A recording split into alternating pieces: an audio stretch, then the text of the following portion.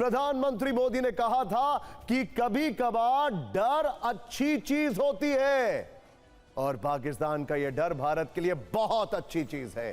भारत को परमाणु हमले की धमकी देने वाला पाकिस्तान, सिंधु जल समझौता स्थगित करने के फैसले को एक्ट ऑफ वॉर बताने वाला पाकिस्तान आज खौफ में आनन फानन बैठकें कर रहा है। पाकिस्तान को समझ नहीं आ रहा है कि आने वाले दिनों में भारत का कौन सा और कहां से रिएक्शन आने वाला है। कल तक जो भारत को धमकी दे रहे थे, आज पाकिस्तान के वही किरदार स्लैश खलनायक खौफजदा हैं, जगह जगह छिपने के लिए बिलों की तलाश में हैं। कुछ देश छोड़ के जा चुके हैं और कुछ पाताल में छुपने का दरवाजा खटखटा रहे हैं। भारत से डरे हुए पाकिस्तान के कई खौफजदा खिलाड़ी हैं जिनका खेल अब खत्म होने वाला है, लेकिन इन किरदारों स्लैश खलनायकों को जानना आपके लिए जरूरी है।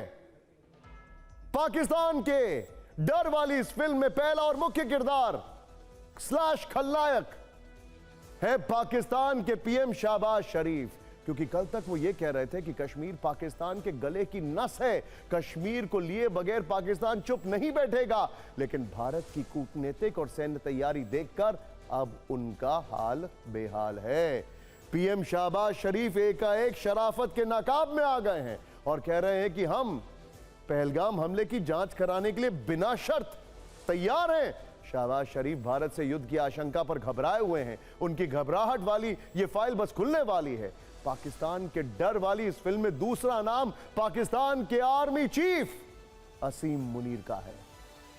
मुनीर ही इस फिल्म के खलनायक और स्क्रिप्ट राइटर हैं, क्योंकि दोनों देशों में आग उनकी ही लगाई हुई है। मुनीर ने ही हिंदू मुस्लिम के नाम पर भड़काया था और इसी के बाद पहलगाम में हिंदुओं का बेरहमी से कत्ल किया गया। लेकिन पाकिस्तान के सेना प्रमुख के डर का आलम यह है कि उन्होंने चुपके से अपने परिवार को रातों रात विदेश भिजवा दिया। सोचिए, पाकिस्तान की सुरक्षा की जिसके ऊपर जिम्मेदारी है, वही पाकिस्तानी आर्मी चीफ अपनी फैमिली की सुरक्षा को लेकर डाउटफुल है और सबसे पहले अपनी ही फैमिली को पाकिस्तान से हटा दिया। हम उनके डर वाली ये रिपोर्ट भी आपको दिखाने वाले हैं। पाकिस्तान के डर वाली इस फिल्म में तीसरा कैरेक्टर और वाकई एक अजूबा कैरेक्टर है जिसका नाम है बिलावल भुट्टो जरदारी। दरअसल भारत को धमकी देने वाला उनका यह बयान तेजी से वायरल है। दिलचस्प तो यह है कि उस बयान का खुद पाकिस्तान के लोग मजाक उड़ा रहे हैं। बिलावल भुट्टो कहते हैं कि भारत ने सिंधु का पानी रोका तो नदियों में खून बहेगा, जबकि बिलावल की सच्चाई उनके इतिहास में छिपी है और उनके डर के तमाम किस्सों से पाकिस्तान की आवाम वाकिफ है। अगर जंग के हालात हुए तो पाकिस्तान छोड़ने वालों में सबसे पहला नाम बिलावल भुट्टो का होगा। डेस्टिनेशन दुबई या इंग्लैंड होगा। फिर ना तो बिलावल इस्लामाबाद में नजर आएंगे, ना ही कराची में। पाकिस्तान की डर वाली इस फिल्म में चौथा किरदार स्लैश खलनायक है आतंकी सैफुल्लाह खालिद। यह देखिए, आप जरा याद करिए, सोचिए जरा, एक बार सोचिए, जब हिजबुल्लाह के कमांडरों को मारा जा रहा था और इसी स्टूडियो से सुमित रिपोर्टिंग कर रहे थे, बल्कि ग्राउंड जीरो से रिपोर्टिंग कर रहे थे, तो कैसे हिजबुल्लाह के दूसरे कमांडरों के सुर बदल रहे थे, चेहरे उतर गए थे। यही हाल इसका है। लेकिन तब हमला किया था इजराइल ने, हमने तो अभी कुछ किया नहीं है।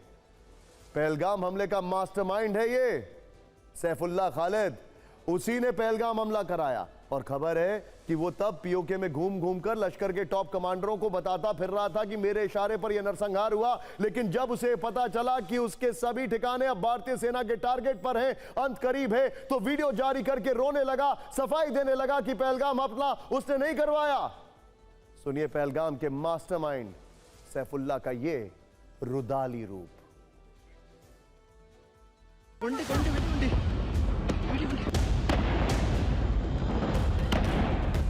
ओए था कोई दिसता जहांगीर तो यार बिहारियां पे चलते यार, बहुत ही कश्मीरी।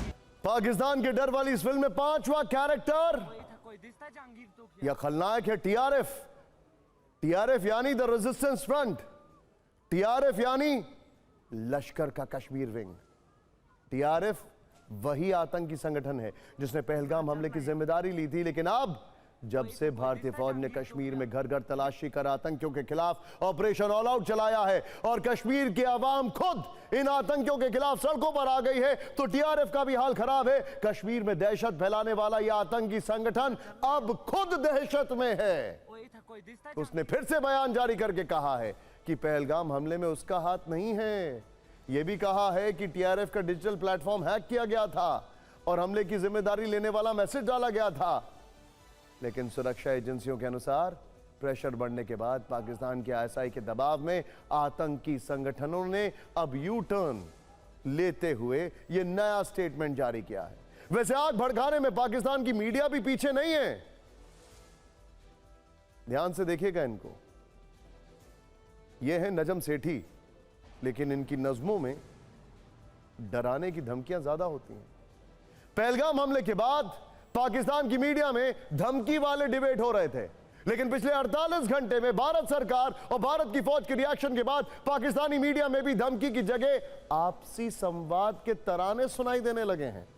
अब डर ऐसा है कि कल तक भारत पर चढ़ाई करने का सुझाव देने वाले पाकिस्तान के तथाकथित वरिष्ठ पत्रकार नजम सेठी कह रहे हैं कि भारतीय सेना कराची पोर्ट पर अटैक कर सकती है। उनके इस बयान में परमाणु हमले का खौफ दिखाई दे रहा है।